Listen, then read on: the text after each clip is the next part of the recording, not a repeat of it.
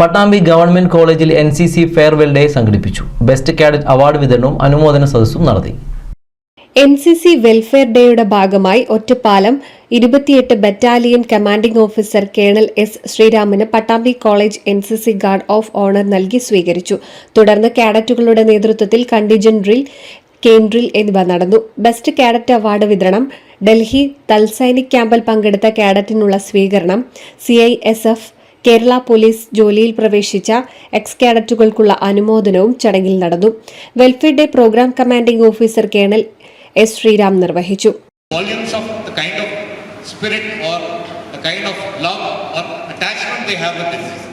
That's what we thank you so much. We hope this bond goes from strength to strength. Thank you so much. Now coming to the third year cadets.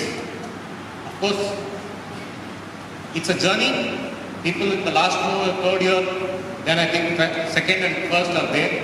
Everyone will go through this process of first year to third year, be it in a college or an NCC. What I would like to say is, specifically the third year students who are there, I think it's an emotional moment for them because they've gone through 3 years of training, they've been with uniform, and virtually the college session is over. I think end of I think next month your semesters are there. When are your semesters? Third year semesters? April.